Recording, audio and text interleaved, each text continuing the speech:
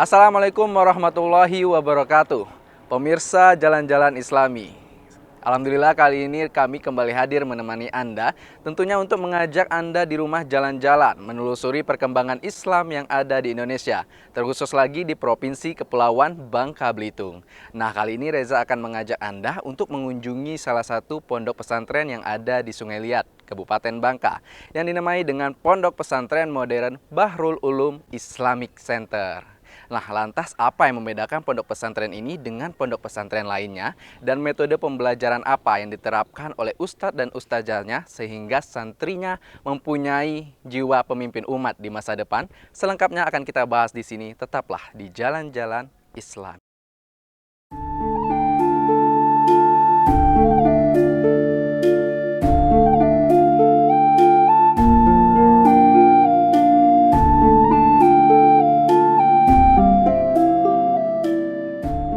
Pondok Pesantren Bahrul Ulum terletak di Kabupaten Bangka.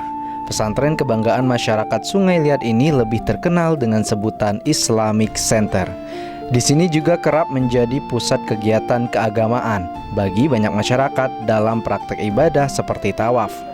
Hingga kini ratusan santri, baik putra maupun putri, terus belajar mengenal berbagai ilmu Islam dan ilmu umum lainnya dengan kurikulum pesantren yang terjaga sejak pondok ini berdiri.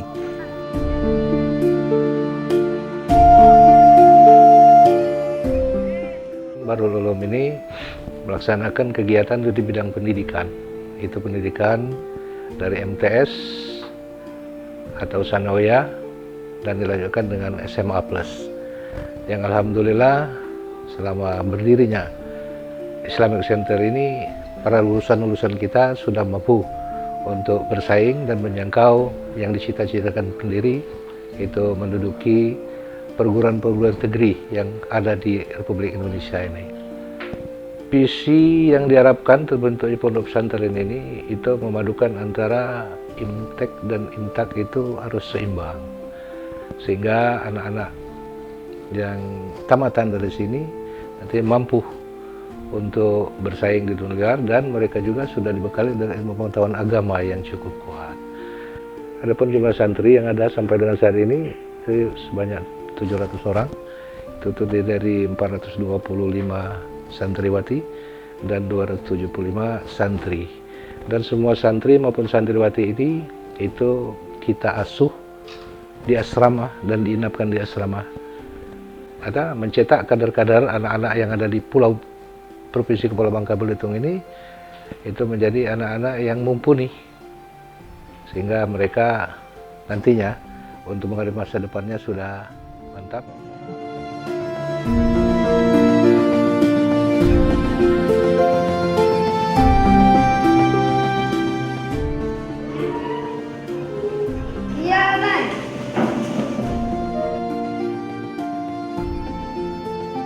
Di tengah komplikasi penerapan kurikulum pendidikan yang kerap terjadi di tanah air, pesantren seolah konsisten menerapkan keberadaan kurikulum pondok berbasis KMI atau Kuliatul Muallimin Islamiyah yang merujuk pada kurikulum Pondok Modern Gontor. Kurikulum yang dinilai efektif dalam menghantarkan peserta didik atau santri meraih beberapa prestasi dan mampu bersaing dengan pendidikan luar.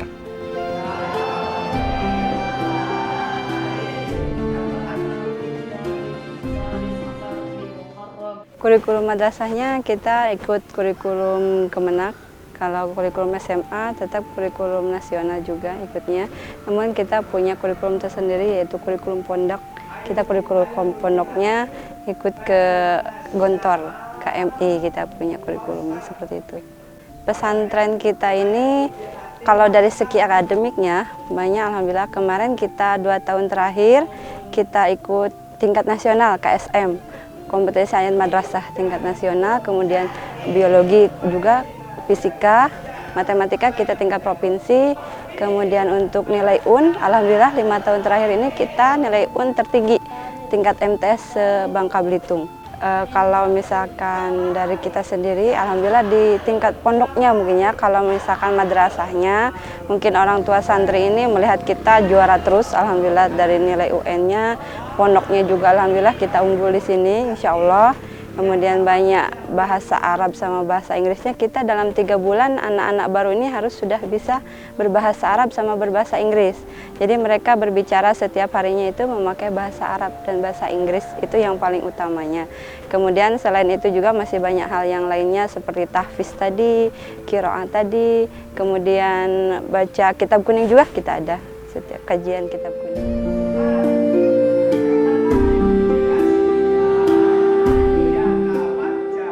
Sistem pendidikan pesantren yang diterapkan di Pondok Bahrul Ulum juga tidak hanya menjadikan santrinya cerdas secara intelektual, tapi juga spiritual. Tidak hanya itu, pada beberapa mata pelajaran yang diajarkan di dalam kelas, santri dituntut untuk mendalami setiap materi pelajaran dengan bahasa asing, yaitu bahasa Arab dan juga bahasa Inggris. Sebagai figur, para guru atau ustadz juga menjelaskan beberapa materi pelajaran dengan menggunakan bahasa Arab yang fasih dan sesuai dengan gramatikal Arab.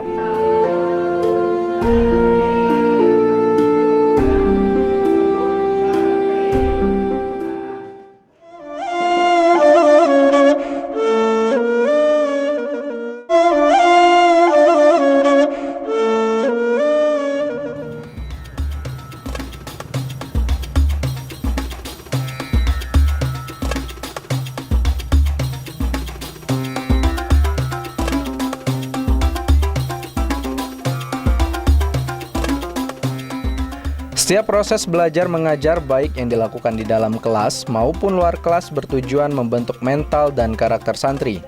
Mereka dituntut tidak hanya menjadi cerdas secara pengetahuan, tapi juga memiliki mental yang sesuai dengan pancajiwa pondok pesantren.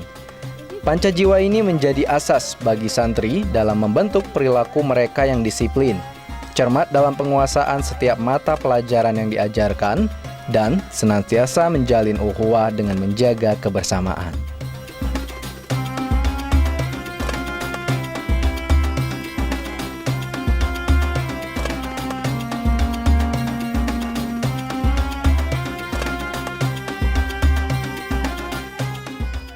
Membentuk mental dan karakter santri yang semuanya itu kita tanamkan di dalam jiwa-jiwa mereka, di mana mereka harus menguasai 5 pancajiwa pondok. Yang pertama, al-ikhlas, keikhlasan. Yang kedua, al-basatah, kesederhanaan. Yang ketiga, al-ukhuwah, al-islamiyah, persaudaraan sesama umat Islam. Yang keempat, al-i'timadu 'ala nafsi, kemandirian. Dan yang kelima, al-hurriyah. Apa yang diajarkan di pondok pesantren ini dititik beratkan pada penguasaan bahasa, ibadah, dan kedisiplinan. Ketiga ini menjadi asas dalam pendidikan di pondok pesantren. Mau tidak mau, suka tidak suka mereka dengan disiplin, mereka harus disiplin. Bisa atau tidak bisa, mampu atau tidak mampu mereka untuk bercakap bahasa Arab, mereka harus bisa. Maka dengan penguasaan bahasa, ibadah, dan kedisiplinan ini, mereka dipres dan dituntut untuk bisa, dan akhirnya alhamdulillah bisa. Dan ketika mereka tamat dari pondok pesantren ini, mereka bisa menyebarkan ilmu mereka, mereka bisa tampil di masyarakat, siap bersaing di luar, dan mampu memberikan yang terbaik untuk agama ini, insyaallah.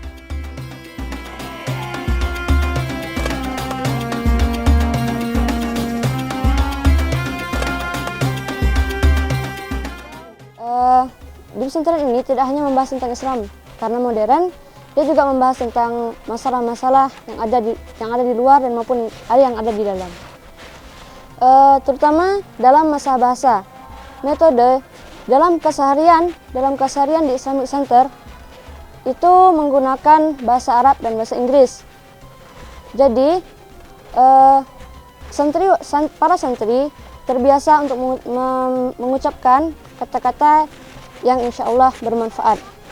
Dan dalam pondok ini tidak ada waktu yang kosong, karena dalam setiap kegiatan yang ada di pondok ini merupakan kegiatan yang ada manfaatnya, insya Allah. Pondok pesantren juga memiliki ideologi dan tujuan tertentu, sama halnya dengan Indonesia yang memiliki ideologi dan tujuan seperti Pancasila.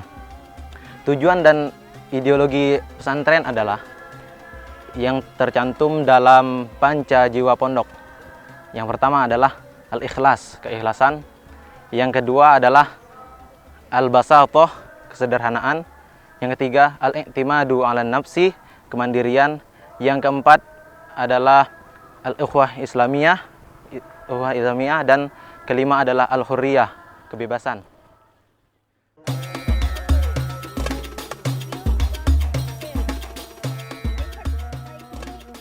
Keikhlasan, kesederhanaan, mandiri, ukhuwah Islamiyah, dan kebebasan adalah panca jiwa yang senantiasa direalisasikan bagi setiap santri dan seluruh penghuni pesantren.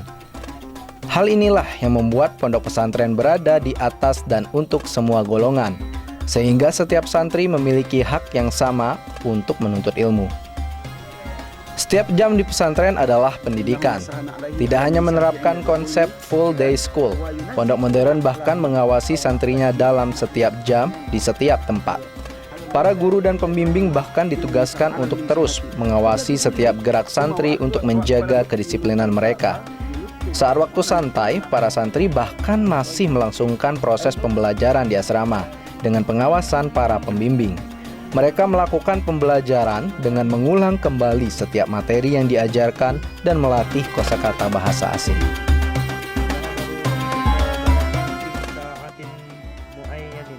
Nah, pemirsa, jalan-jalan Islami ini adalah salah satu cara santri dan santriwati di pondok pesantren ini menghabiskan waktu luang mereka, yaitu dengan melakukan muhadasah atau percakapan guna melatih penguasaan bahasa yang mereka miliki, seperti bahasa Arab dan bahasa Inggris. Karena ada pepatah yang mengatakan al-lughatu tajul ma'had, artinya bahasa adalah mahkota pesantren. Yuk kita lanjut percakapan.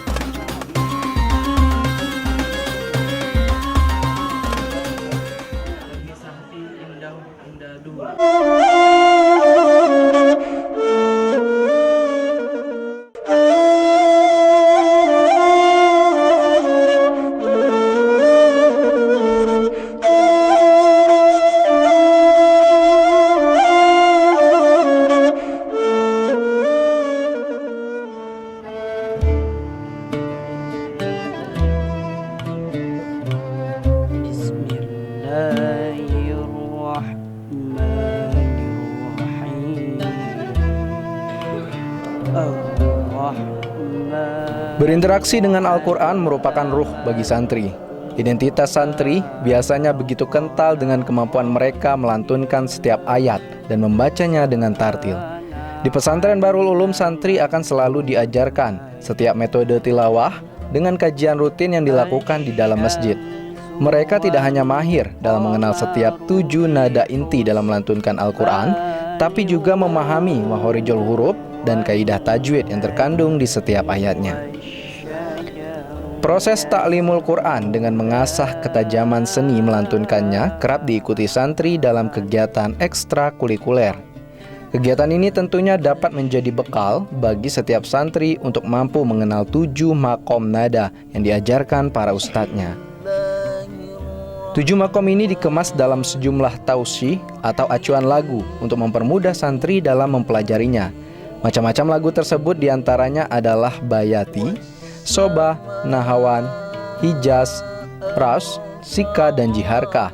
Setiap nada yang diajarkan lengkap dengan tingkatan acuan lagu dari masing-masing makom.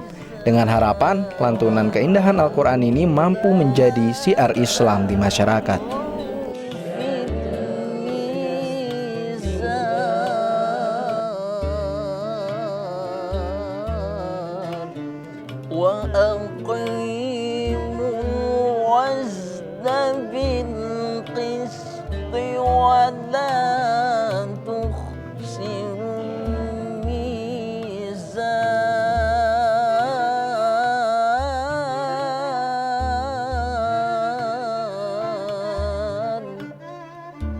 Untuk menguatkan keilmuan santri agar mampu berkiprah di masyarakat, mereka akan diajarkan berbagai kajian fikih seperti fikih jenazah. dengan harapan generasi santri akan sigap dalam menghadapi setiap peristiwa kematian di lingkungan masyarakat dan mampu mengurus jenazah sesuai dengan kaidah dan syariat fikih Islam. Dalam pelajaran fikih Islam tentang jenazah, para santri akan diajarkan mengenai tata cara memandikan mayit, mengafani mayit atau jenazah hingga menyolatkan dan membawanya ke liang lahat. Setiap tata cara perlakuan terhadap mayit haruslah dilakukan sesuai dengan sunnah Nabi. Contohnya dalam mengkafani mayit yang tengah diajarkan sekarang. Para santri harus praktek melakukannya dengan kaidah fikih yang baik dan benar. Dalam mengkafani mayit ada beberapa hal yang harus diperhatikan, di antaranya tentang kain kafan itu sendiri. Yang wajib dari kafan adalah yang menutup seluruh tubuhnya. Rasulullah Shallallahu Alaihi Wasallam bersabda di dalam hadis Jabir radhiyallahu anhu yang artinya, apabila salah seorang di antara kalian mengkafani saudaranya, maka hendaklah memperbagus kafannya. Hadis riwayat Muslim. Para ulama berpendapat yang dimaksud dengan memperbagus kafannya yaitu yang bersih, tebal, menutupi tubuh jenazah, dan sederhana, bukanlah yang mewah, mahal, dan yang indah.